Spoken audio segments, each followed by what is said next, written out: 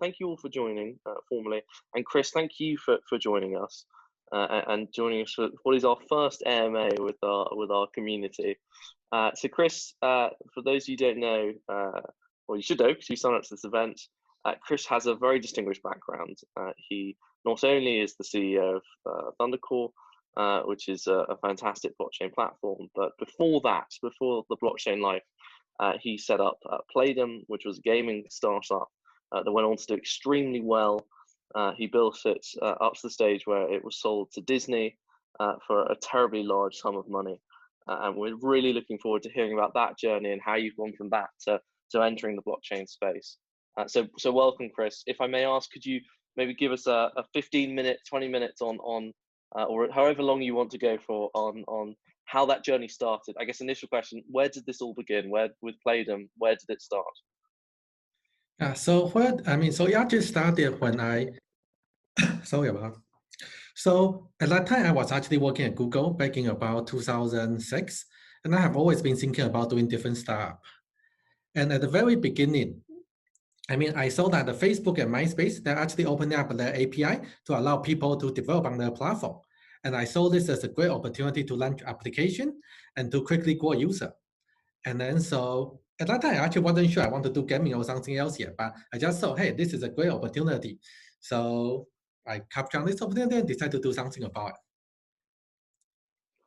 Very nice. And how did you go from opportunity to actually getting started, or how did you meet your original team as well?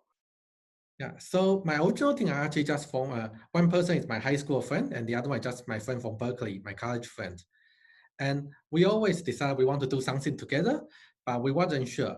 And we always have this constant discussion, say, hey, what do we want to do? What's the best time to do something?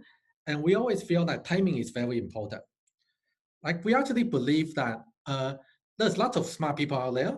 If an idea could have been done 5-10 years ago, someone would have probably done it already. And so we always look for opportunity that just come, an emerging opportunity. And that's when we see that, hey, the platform opening, it's a great way to acquire user.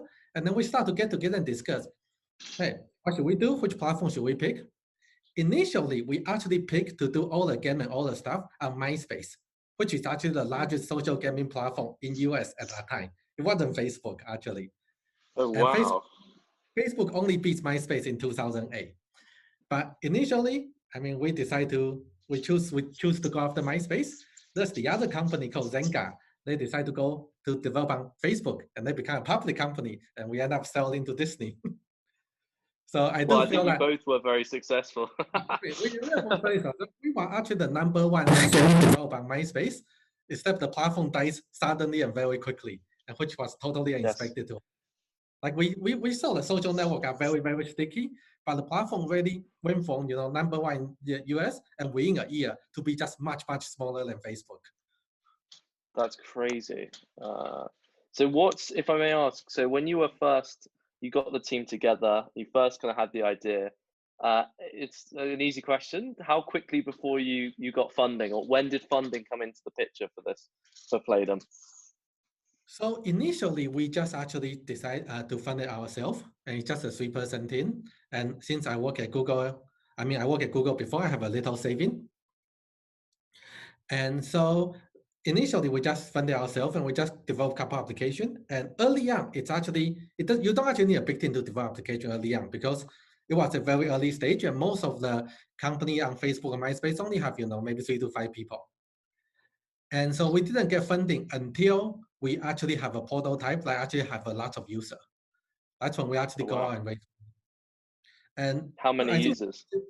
I think this is actually one of the special example. For Playdom, we only have an angel investment, and then we have Series A. But by the time we raise Series A, it's already over 200 million valuation. Then we sold to Disney. So yeah. Oh wow! That is unbelievable. Your very few investors must have been very, very happy. It just took us a while to iterate to find the right ideas. Yeah, and was there any point in the journey where early on where you kind of doubted what you were doing, or was it always kind of plain sailing, instant adoption? Actually, no. So initially, we were actually not planning to do games at all. We just thought, hey, we have this platform to quickly grow user, And the first idea we tried is actually an e-commerce platform. We figure, hey, people might want to make money, and we create a platform where they can share items they think are cool to their friends. And if their friend buys it, they will get a cut of the profit. And it turns out like most people don't actually want to just push product onto their friends. Then we try a couple of things, like we say, hey, we will give you a $1 to $5 gift card based on how many messages you send out and how quickly you push. But that didn't work at all. And we didn't have the money to pay people more than that. That makes sense. And why gaming then? What was it about gaming that made you go, I have to do this? It's actually a couple steps before we get to gaming. And so the first is we try the e-commerce, and then we decide, this is not viral enough. So let's try something else. And the next thing we try is actually decide to do a dating application. And at that time we're all single, so we thought it might be useful for us too. And we figured this is more viral. And then so we actually did this application called URQ. And this application, all it does is when you sign into application, it will ask you to tell 20 people that they are cute. And after you tell 20 people they are cute, we will tell you how cute you are among your friends. Oh, I like this app idea. Yeah. So it's like people really, really want to know, hey, how they rank among their friends. And we just decide we want to do a very viral app because of our failure on the e-commerce side. And this turned out to be very, very viral. We actually iterate a few times before it gets viral. So the first thing is the message that I sent out is actually very important.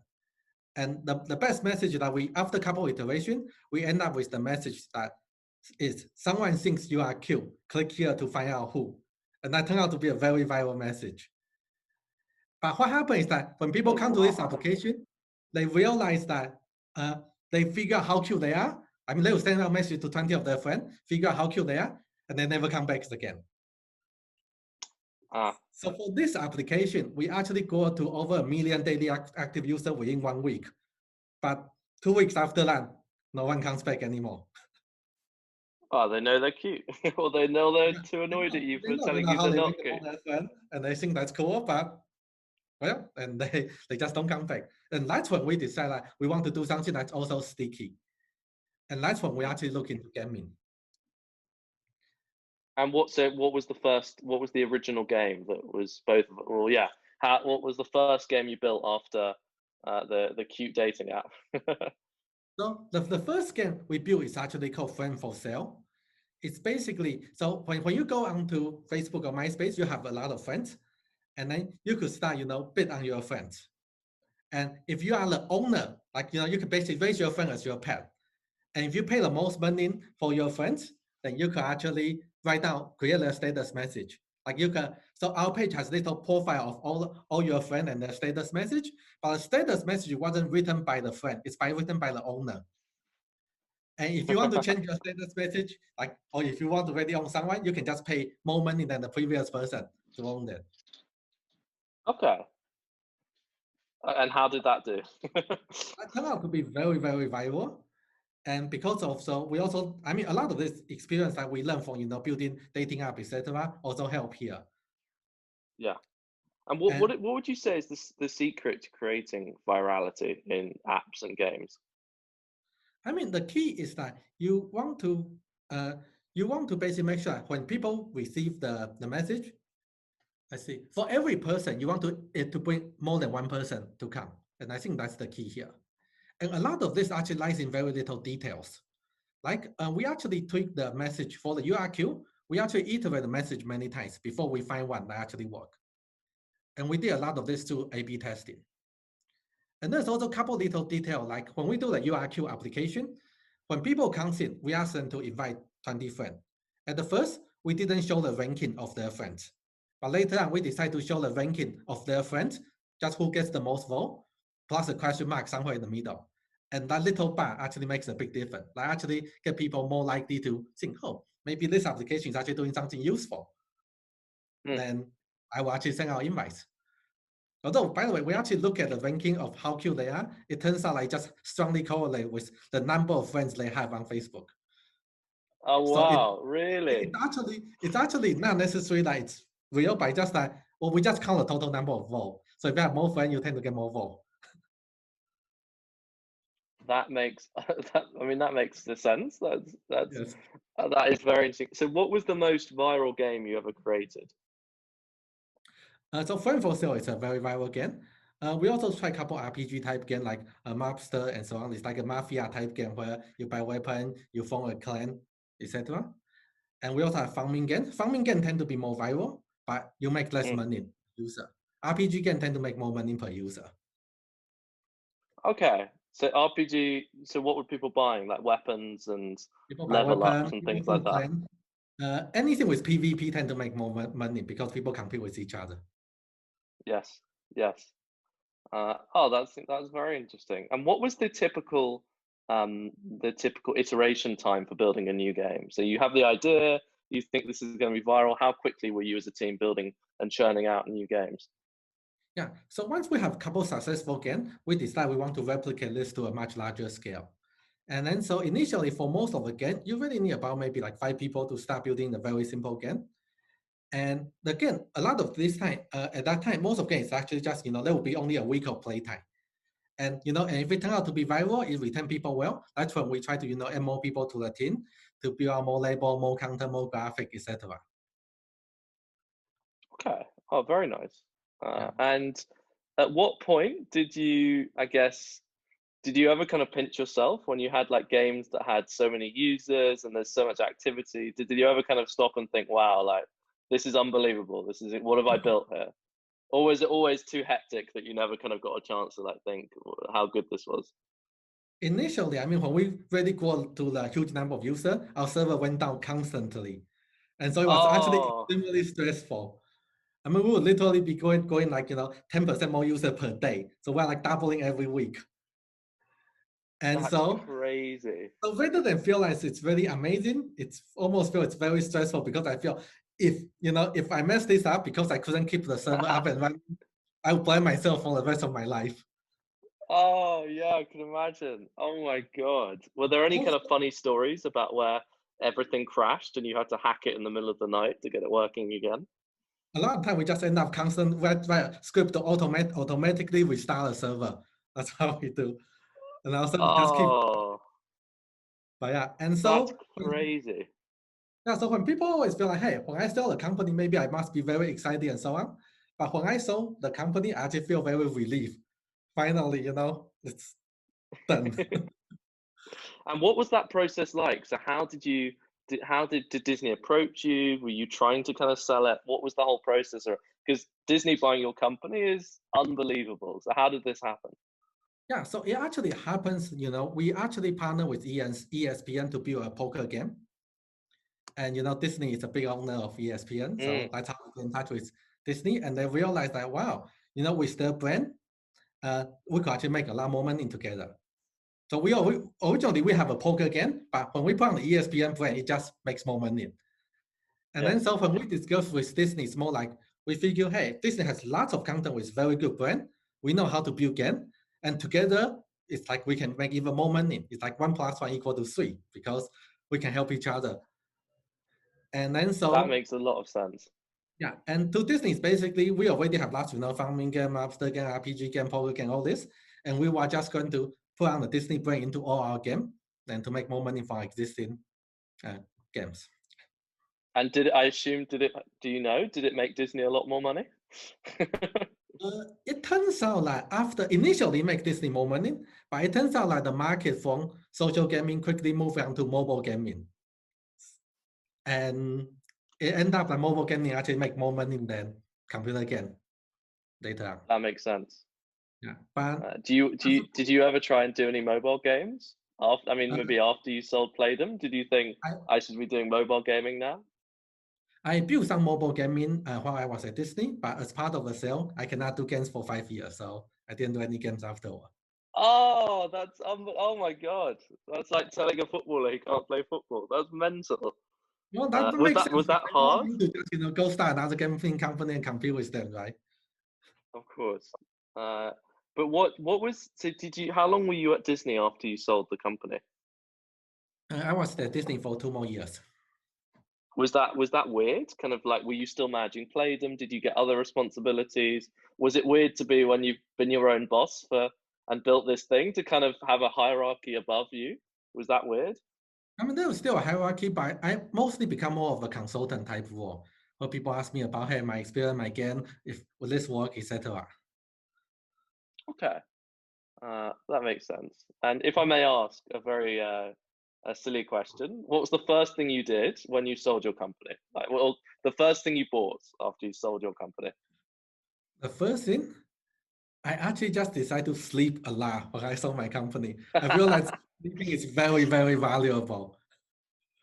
So I bought a really good bed and I sleep. I decide to sleep until I wake up until like I sleep. I don't set alarm clock until I could sleep until I wake up naturally. Oh, that's good advice. That is very. So would you advise founders to sleep more or sleep less when they're building their company? Well, a lot of time, I mean, if your company is getting very successful, you might not have the opportunity to sleep. But I would recommend that the founder actually invest more in as the company is growing, I think it's good to invest in HR to try to find the right people. And so that, you could actually offload your task. And a lot of time, Mm, I mean, sometimes I feel like initially I feel like I want to do everything myself because I could do better. But sometimes, I mean, I think in a business, there's only a few things that you need to do very well, and that you do it yourself. But for most of the things, as long as it's good enough, you could just outsource to other people because your time is very valuable. that makes a lot of sense. It's definitely, I'm sure that most founders are guilty of this, trying to do everything themselves and then doing nothing well as a result. So moving on, when was the moment you saw blockchain and thought, I have to do this, like this is my next big thing?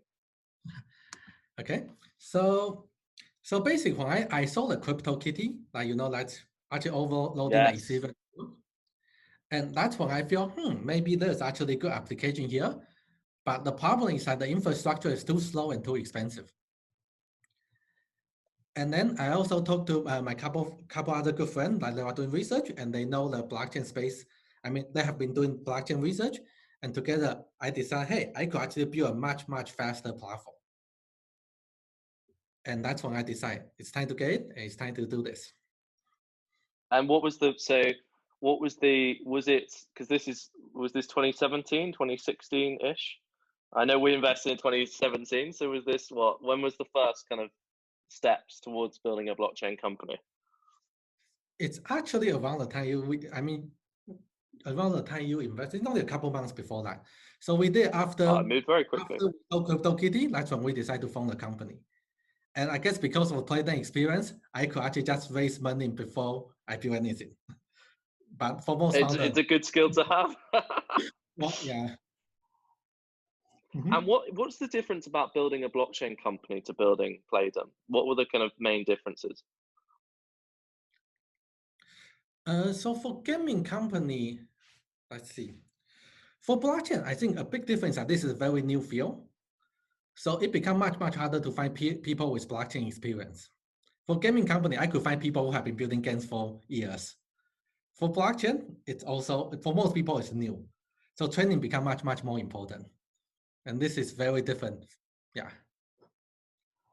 Okay. And how do you kind of manage I mean, the thing that is very different with blockchain is you have a token which has a value and you've got the pressure almost like of having a publicly listed company, but you're in a startup phase. So how do you manage these competing pressures? I mean, we just try to build very good and quality product, and we don't worry too much about the token price. We feel that if people see the good work we are doing, it will naturally be reflected in the price. That makes sense. And where do you think we'll see ThunderCore in 5 years' time? Well, I think ThunderCore will be the blockchain platform that everyone use. Right now, if you want to build something that really require high speed and high performance, I think there's nothing better than our platform here. It's a good point. It's a good argument.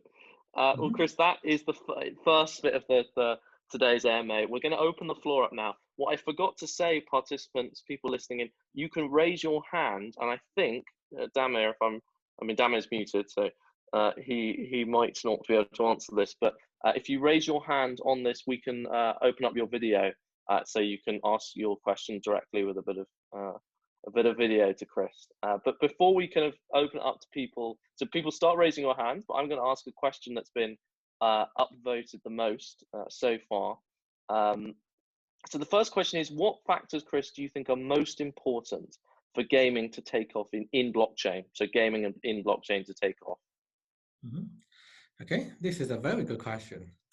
So I think one of the things that's very important is that when blockchain is much easier to use. For a lot of gamers, I mean, they are used to, they just, maybe if they go to a website, they can play game. They just, install something and they can play game. But for a lot of blockchain game, you have to go to, creating a wallet. You have to go to exchange, send some money, etc. So I think that's actually the fact that blockchain is not very easy to use. It's making it hard for game to take off. The other thing is I think people are very used to free to play. Try it before you buy type game nowadays.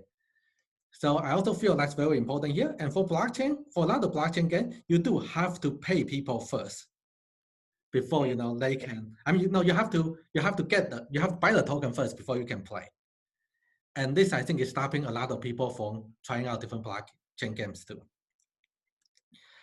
And the other thing is, I feel that so for a lot of games, I mean, blockchain is actually much slower than the centralized approach. So I don't think actually everything, I mean, you can just move something to blockchain, it gets better. In fact, because blockchain is slower, I think for a lot of projects, it's actually provide, the experience, it won't be as good.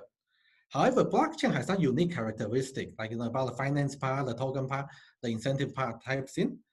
So I do think that for a game to take off, you actually need to use some property of blockchain. Maybe it's an investment type of game. Maybe people really care about transparency.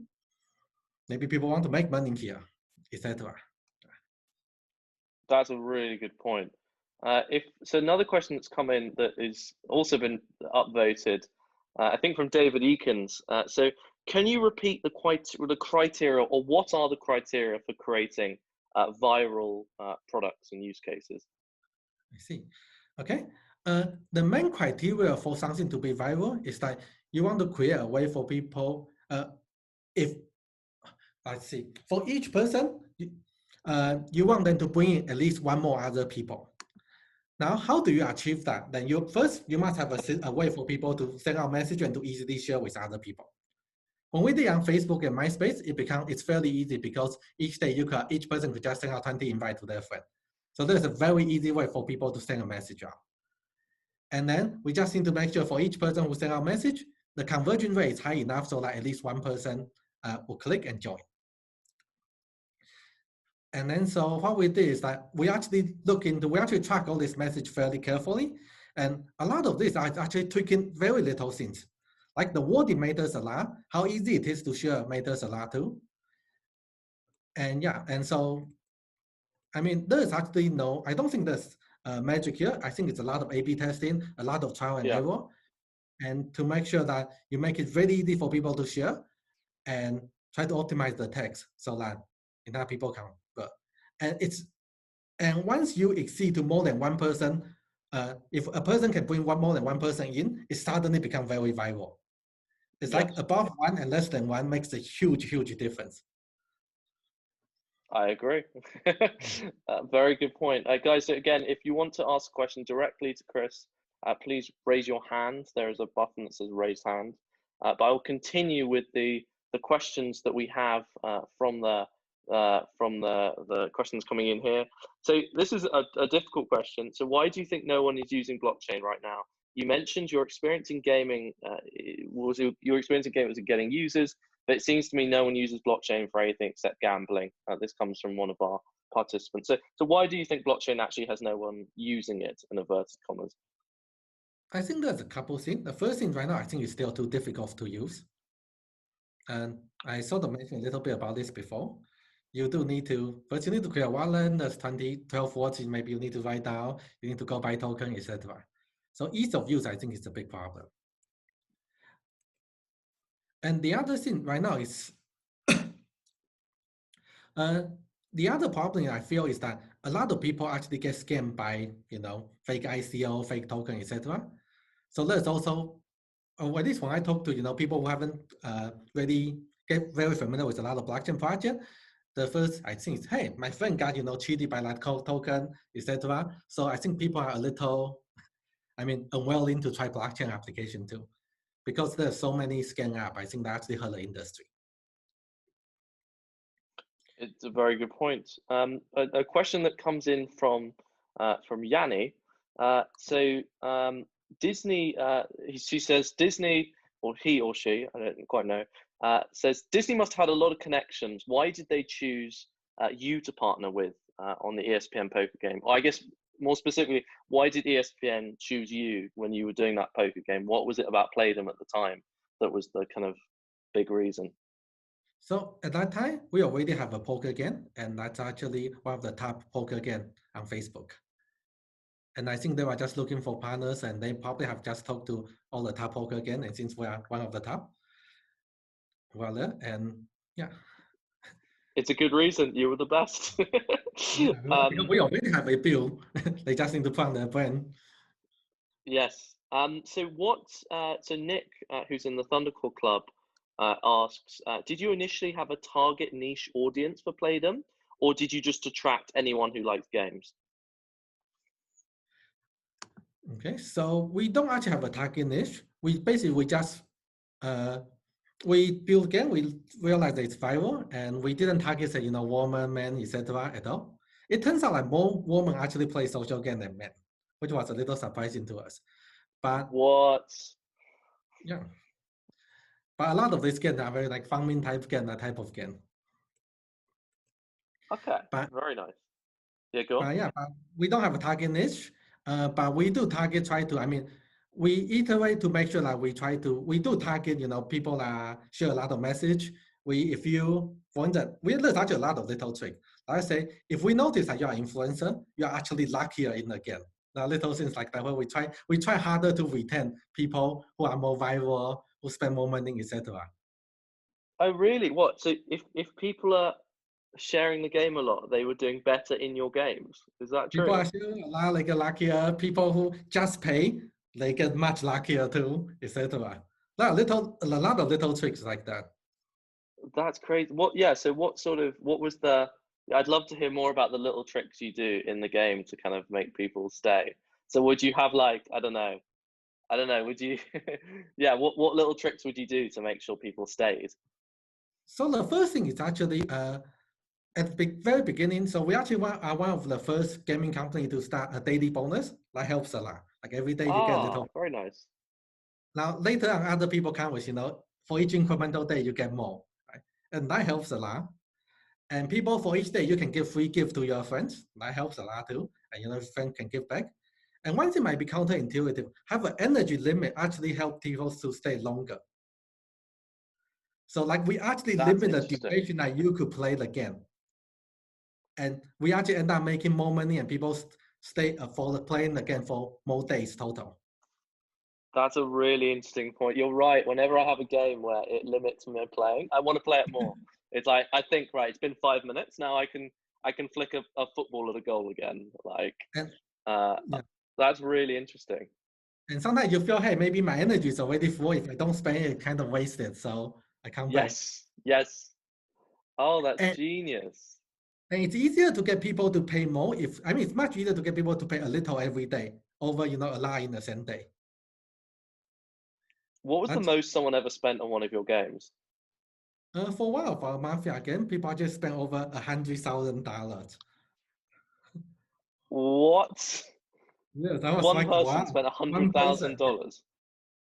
He was obviously like a footballer or like a million, like just didn't care. Like, oh my god, you must have been like. Yeah, we don't know, but wow, we say, okay. But yeah, we make actually more than 95% of money from the top 1% of the player. Really? Yes. And were you ever worried that they'd get bored of the game? Like your biggest spenders? Were you like constantly trying to do new things to make them, I don't know, feel a challenge, or they would always come back anyway? So we noticed that it turns out like for social game, it's very important that there's some way for people to spend money.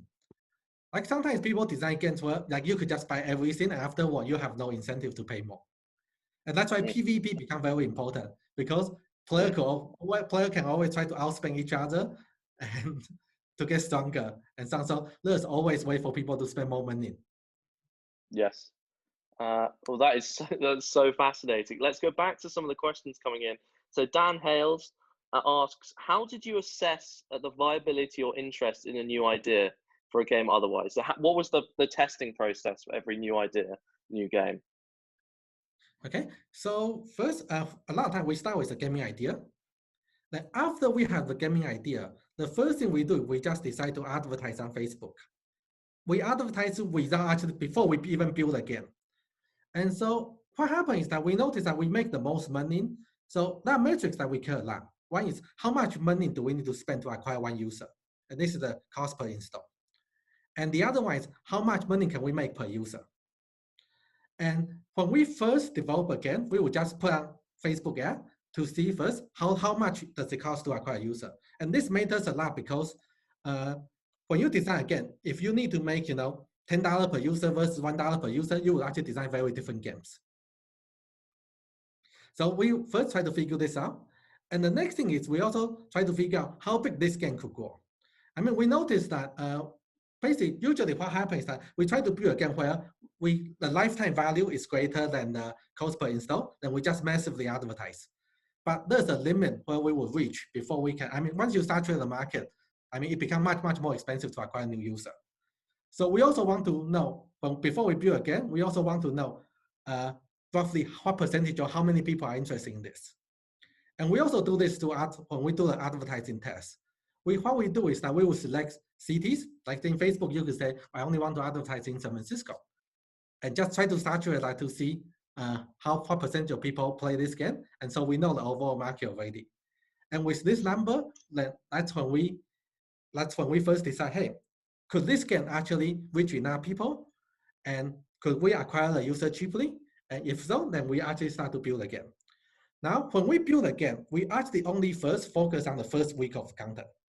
We don't build past that. So a lot of this is prototype, and a lot of content is suddenly at one point people will just say, oops, you click here and it's just, it will come later. And the key is that we really want to figure out lifetime value for a user. And we also want to figure out the retention. And we noticed that the retention the first week actually correlate very strongly with the retention for 1 to 3 months. It's actually the first, if we can get people to get happy to come back every day for about 7 days, then it's good, like people will come back for a long time already. That's fascinating. So we don't need build a first week of content. We see how well it does. And if it doesn't do well, we iterate that first. And for each time we iterate, we just try to advertise in particular city and so on. So we don't actually burn the whole market. Then once we have something that we know that the lifetime value is greater than the cost per install, that's when we massively advertise to everywhere. That's phenomenal. So okay, that's amazing. So how do you calculate the lifetime value? So how do you calculate the lifetime value of a game? How much money they spend. Now we do need to project after 7 days what happened, but it's literally amount of money users spend per user. I see. Amazing. That's absolutely fascinating. So I'm going to go back to the questions because they're flooding in. Where do you see ThunderCore fitting into the wider ecosystem in the future? What would be your ideal scenario? So I guess there's 2 questions here. It's within blockchain and I guess bigger in not only blockchain, but the wider kind of tech ecosystem. So where do you see ThunderCore fitting in? Yeah. So I feel that in the blockchain space, I mean, there is going to be application that require high performance, high speed, etc. And I feel that ThunderCore is the best platform for this. And I think we will be the place where people build all the applications. It's a good thing. Sorry, I thought you were going to say something else. Yeah, that's simple and yeah. Moving on to the next question. How do you deal with the chicken egg customer acquisition issue faced by a lot of blockchain projects?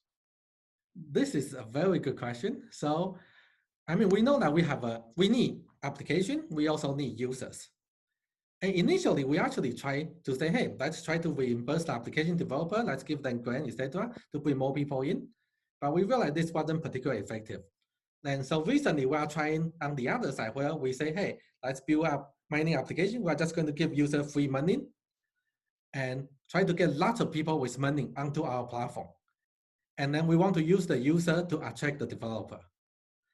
So right now, if you see a lot of our focus is in this mining application, where we literally are just giving people free money to put TT and put USDT inside our wallet. And so recently, when there's this game developer go block, they launch your application, and as far as I can tell, they haven't done much advertisement at all. But we know we just got lots of users to play the application. That's really interesting. And no, I'm gonna actually. I'll save my questions and ask what questions people actually have, because I could ask questions all day. So it's a question again about your gaming company. So during the when you were initially creating games, did you do the coding yourself, or did you offload it to other people? Initially, it's myself, but after we have about more than 20 people, I don't have time to do any of coding anymore. So it's mostly about setting up the process, setting up the studio, etc. So Yes. what we end up doing is that we have many small teams because we only need about 5 people to start again. And only when the game is doing well, like past the first week test, that's when we decide to invest more resource. And then so we end up with a company with many small studio, and I just offload, most of the tests to them, and mostly just, making sure all the teams share the best practice, share the best knowledge among the studios. So I end up Awesome. offload everything. Except good delegation. And how do you? So we'll go on to another question that's come in. So you mentioned you're building the user base at ThunderCore, but this is a question more about the kind of application side. So will there be an official grant program for people building on ThunderCore to build these applications to try and kind of make these users stay and make them be long-term kind of users of ThunderCore Hub and other applications? We are considering grants, and later, and one of the things that we are strongly considering is that we will give developer grants to acquire new user. So one of the problems I mentioned earlier is that one of the big problems with blockchain adoption is that people need to get token first to use the application. And for a lot of people, this is very difficult. And then so one thing that we want to put forward is that for developers that are building our platform, when new users come, we can just give the new users free token for them to try the developer's application. So it's more like grants to for the developer's new user rather than grants for developer directly. But we feel that this will remove one of the roadblock for people to come and try out various applications. Well, I can definitely say from my experience so far with the ThunderCore Hub and with the club that we're doing with you guys, I know the teams are really excited and see this as a great opportunity to get their first users and appreciate what you're doing on the marketing side. So we know from personal experience that it's a good scheme. Moving on to the next question. Oh, this is an interesting. It's a very blunt question. How much did your investors make when you sold the company? I think that's confidential information. Sorry about that. That's fair enough. I assume they were happy with you. They were very happy. So Tom asks, how did you predict user uptake? How did you predict it? So what was this? I know you mentioned it before about how you do the kind of testing, but could you give us some more details on that? You mean predict the user uptake in? Yeah, predict the popularity of different games. So it turns out that when we are doing games, it turns out that we can actually estimate how many users will be interested in a game just by, if we're doing a farming game or we are doing an RPG game, we will literally put up an advertisement first on Facebook, and we just blast to a whole city and just to see what percentage of people are interested in this. And when people click on the app, before we build a game, we actually drop people into the survey. And I was surprised that more than a third of people actually fill out the survey, which was very surprising to me. It's like an ads for a game. Wow. People click on it and people will actually fill out a survey. Will you play a game like this, etc.? And that was the total surprise to me. But this is how we estimate how many users there will be.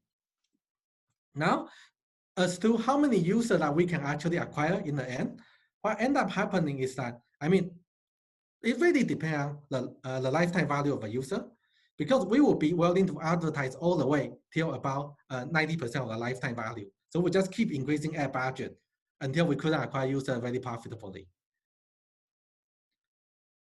So That how makes a much lot of sense. yeah, and how much money a game make? I mean, what's the lifetime value strongly affects the, well, how we push and so on. Yes.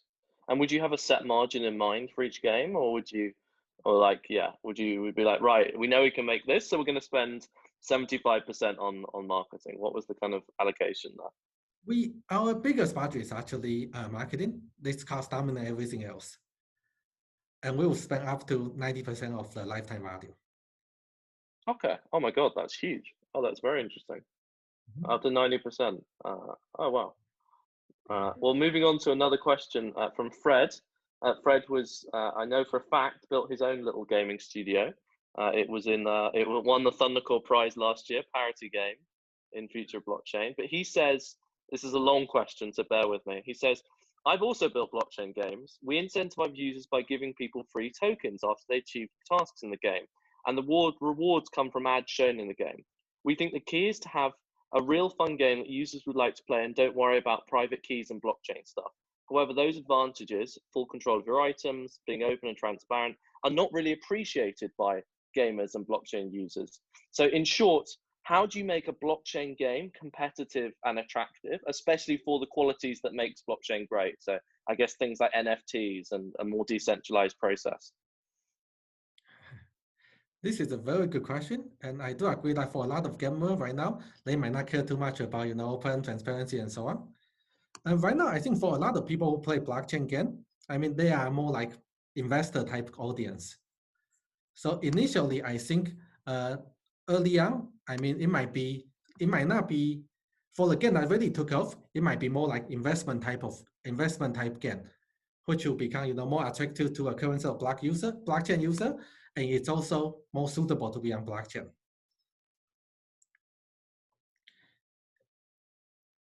That makes a lot of sense. And what if I may, a supplementary question?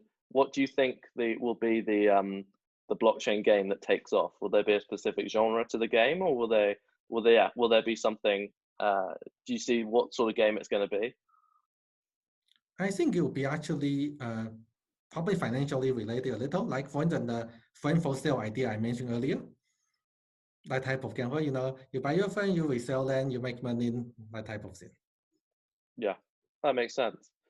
So a great question from Ed has come in. How much would you pay for a list of the top 1% spending game players? That is incredibly valuable to us, actually, since we make almost all the money from there. So if we could get their contact, that's very, very valuable at that time. And how much I think is that? maybe Ed's next. I don't know if Ed is going to say, "I have the list." How much would you pay? Well, unfortunately, I'm not doing a gaming company right now. But yeah, but if I do have contact to the people who spend the most money on the blockchain application right now, that'll be a very valuable list to me. Yes. So another question from Chris, who's part of the ThunderCore Club. He says, "What would you suggest ThunderCore app developers make of our?" I don't understand the question actually. There's no easy way for you to share links. Yeah. Okay. So how would he's asking, how would you make a viral ThunderCore app when there's no easy way to kind of share and make virality like Facebook existed? So in the blockchain world, if you're making a blockchain app or a ThunderCore app, how do you make that viral? I think for blockchain app, you could actually build some sort of a multi-label referral marketing type system.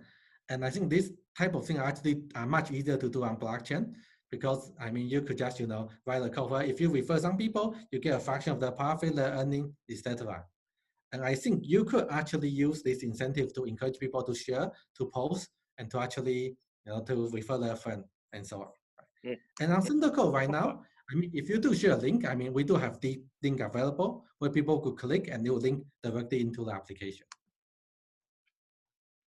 Very nice. A question from Yanni again. What are the top skills you think that have made you successful? That's a very good question. I think it's, I think I try really, really hard to actually, to work really hard to listen to other people's advice. And kind of tough. Sorry, I don't think I answered this very well. I guess there's also a little of luck too, but Yeah, so that's a question for me. What role do you think luck plays? And obviously, luck, it takes many different forms and is at many levels. But what is the role of luck, would you say, in being successful? I think working hard is very important, but luck also play a big role here in the sense of if we have chosen Facebook to focus on early on rather than MySpace, I think we have been more successful. Yes, true. A question from David has come in. So to address the challenge of user adoption with blockchain and buying tokens, what solutions are ThunderCore doing to make this easier for? So you mentioned earlier how like there's gas and if you're a user coming into blockchain for the first time, it's all very complicated, hard to use. What are ThunderCore doing specifically to make it easier for people? I see. So the first thing we do is we try to gather all the token holder into our wallet. And so we make it easier for the company to just reach user that already have the token. So that's one thing. And the other thing is, we could discuss with each developer to see, hey, how maybe we could just, give free token to your new user to help you to get people to try your application for free and to help you do other promotion, etc. That makes sense. Another question about Playdom. Were you happy with the timing of when you sold it, or do you have a regret? Was it the best decision you've ever made, or could have made? Not ever made. Could have made. So yeah, how do you assess the timing of that decision?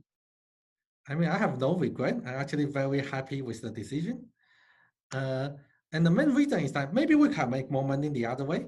But for me at that time, to double my money versus going down to zero, it's much better to have enough to be able to retire.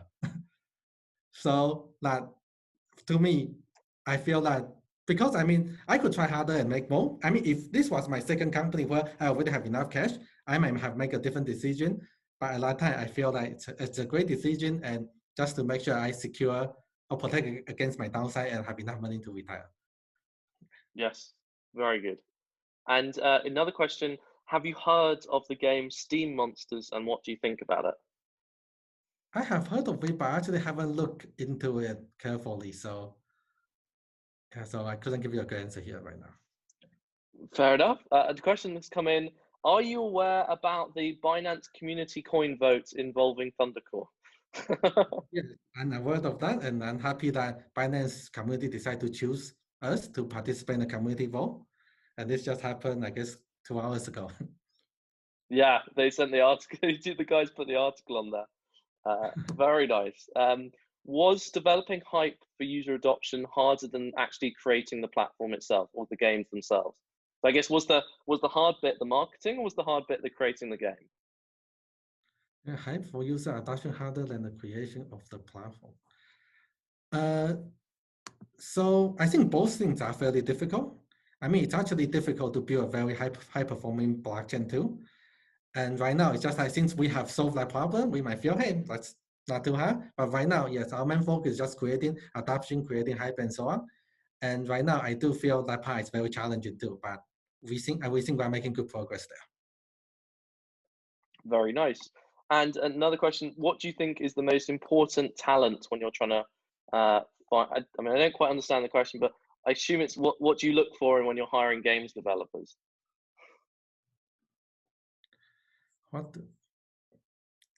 So I would really want people who are good developer, but beside that, I think people who play a lot of game will be very helpful. There's a lot of little detail when you do design, implementation, and so on, where a gaming experience would be very helpful. And I guess I have a supplementary question. Would you rather, what's more valuable to you, a very good marketing person or a very good developer? What's the question? Very good. Marketing person, someone who's very good at sales and marketing, or very good at developing? Which is more valuable to you? I think both are actually important. But right now, since we already have a lot of infrastructure developed, maybe marketing is more important. But I mean, I think you cannot you need both people, right? Yes. Another question's come in. So when you're trying to raise funding, is it important to have a working prototype that has a user base, or is it just sufficient to have a prototype that hasn't been launched? Well, I think it's depending on, so when we raise money, I mean, we just do it because I have prior success. I think investors really look at that. And as for when we were at Playdom, we figure out, I mean, we try to raise money when we already have actually revenue. And I think a lot of investors really appreciate it's more than just a working prototype. It's something that's already making money, and we just want more money so we could scale up much quicker to make to buy more advertisement, etc. That makes sense. And just let me add a little bit more. I think the go for it. important you have a product market fit. Just you have a product, the market wants it, and that's actually a good time to raise money to quickly grow and scale up. That makes sense. It's a silly question. How often do you check the value of ThunderCore tokens? Not very often. I thought that you'd say that. And I guess I have one last question. What advice would you have to people who are early stage developers who are building their applications, maybe on ThunderCore or elsewhere? What would your advice be to these entrepreneurs and developers? I think you should try to get to user as soon as possible, just to see if people like your product, rather than polish it, making it look very good. I think it's critical to try to find the product market fit. And early on, a lot of time people, I think, spend too much time on the product before they actually try out with the real user. So I think get to user as soon as possible, give you feedback. Okay. And we hope our hub to provide this. I mean, you could just launch something, even though it's not very complete. I mean, as long as it work and doesn't take people's token without giving back also. So you could just launch it, get some users, and see the effects. Awesome. Well, that's a great way to end. Well, Chris, look, thank you so much for your time. And honestly, that was fascinating for me. And I'm just asking the questions, so I can only imagine how fascinating it was for everyone else. And there were so many bits of insight that I've written down while you were talking that I'm gonna remember. So thank you so much for that advice. It goes without saying that for all of you, go and try the ThunderCore Hub app. We didn't mention that enough. It's ThunderCore's brilliant application to try and to get users and to make blockchain an easier thing to use. I've been playing a lot of Go Boost or Go Blast, or whatever it's called. Go Block. I've been playing a lot of that, and my girlfriend plays more of it. She steals my phone to play it now, which shows it's a good game. But for those who were in the ThunderCore Club, I hope that was valuable for you as well. We have a workshop after this, so for those of you in ThunderCore Club, we'll switch over to Google. But for everyone else, look, thank you all for coming. Thank you, Chris, again. We'll share the video footage and some notes. I'll write a Medium article up. But Chris, thank you again, and yeah, guys, thank you all for coming. We'll end it there. Yeah, thank you for the invite. Thank you. Awesome. Thank you, Chris. Bye-bye. Bye.